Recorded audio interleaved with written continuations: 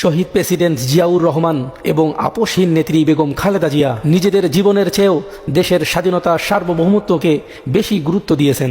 তাদের সুযোগ্য সন্তান জনাব তারেক রহমান সুদীর্ঘ 18 বছর পর সপরিবারে দেশে ফিরেছেন। আলহামদুলিল্লাহ। প্রিয় জন্মভূমিতে আপনাকে সুস্বাগতম। দেশপ্রেমিক কোটি জনতার প্রাণের প্রত্যাশা পূরণ হয়েছে।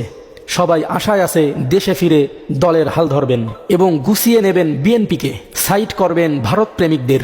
আমরা আশা করছি পরিবর্তিত এক সুশৃঙ্খল বিএনপি দেখবে দেশের মানুষ। প্রতিহিংসা ও কাদা ছড়াছড়ির রাজনীতি বন্ধ হোক আপনার হাত দিয়ে।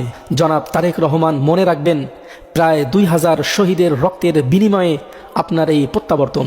সুতরাং নিজেকে বড় রাজনৈতিক দলের প্রধান নেতা মনে করে কথা বলবেন না। সাধারণ মানুষের হয়ে জনগণের ভাষায় কথা বলবেন। 2000 শহীদ পরিবারের পক্ষ নিয়ে কথা বলবেন।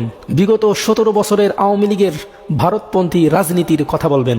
গুম, খুন, হত্যা ও ইনসাফের কথা বলবেন। হাসিনার আমলে যাদেরকে ফাঁসিতে ঝুলিয়ে শহীদ করা হয়েছে তাদের হয়ে কথা বলবেন। যারা বাংলার স্বাধীনতাকে ভারতের কাছে বিক্রি করতে চায় তাদের বিরুদ্ধে কথা বলবেন।